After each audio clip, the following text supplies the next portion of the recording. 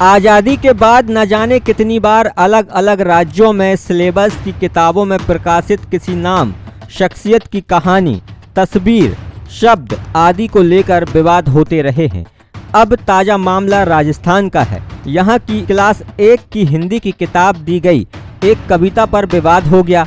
किताब की लाइन 6 साल की छोकरी भरकर लाई टोकरी, टोकरी में आम है नहीं बताती दाम है, दिखा दिखा कर टोकरी हमें बुलाती, छोकरी को लेकर विवाद है। राजस्थान बाल आयोग ने भी इस मामले में संज्ञान लेते हुए इस पर आपत्ति जताई है। साथ ही NCERT को इसे हटाने के लिए परिषद को पत्र लिखा है। आयोग ने भी इसमें छोकरी शब्द को अनुचित शब्द मानते हुए संज्ञान लिया है। बाल आयोग के अनुसार ये शब्द अनुचित होने के साथ ही बाल श्रम की अभिव्यक्ति है।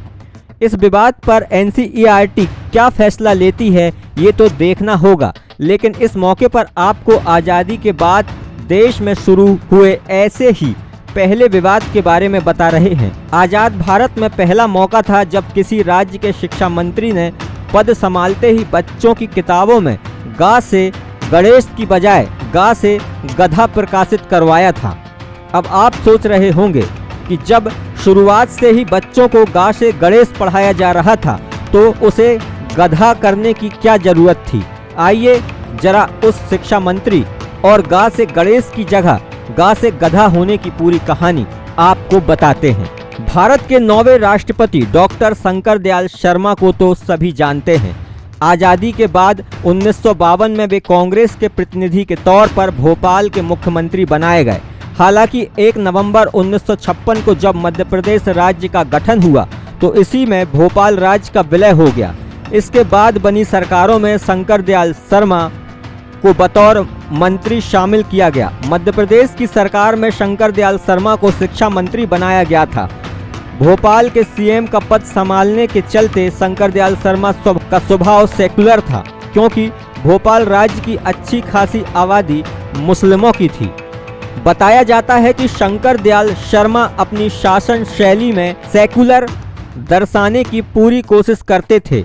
नए मध्य प्रदेश के शिक्षा मंत्री बनते ही उन्होंने बच्चों की पाठ्य पुस्तक में गा से गणेश शब्द हटवा दिया। इसकी जगह उन्होंने गा से गधा करवा दिया।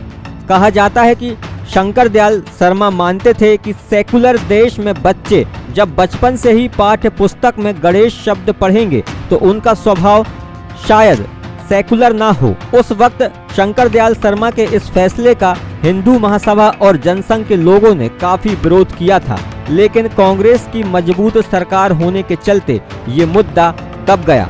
शंकर दयाल शर्मा काफी अच्छी अंग्रेजी बोलते थे। एक बार मध्य प्रदेश विधानसभा में विपक्ष के सवालों का जवाब देने के दौरान उन्होंने इतनी ज्यादा अंग्रेजी बोली कि सदन के सदस्यों को इस पर आपत्ति जतानी पड़ी। शंकर दयाल शर्मा के बारे में कहा जाता है कि वे अपनी लाइफस्टाइल और अंग्रेजी ज़्यादा रखने के शौकीन थे। माना जाता है कि बतौर शिक्षा मंत्री उन पर उठने वाले सवालों को देखते हुए साल 1967 में मध्य प्रदेश के तत्कालीन CM द्वारका प्रसाद मिश्र ने उन्हें उद्योग मंत्री बनाया था। बाद में उन्हें कांग्रेस का अध्यक्ष बनने का भी मौका मिला। इंदिरा गांधी के पक्के सपोर्टर माने जाने वाले शंकर दयाल शर्मा को केंद्र में मंत्री और फिर राष्ट्रपति पद को सुशोभित किया।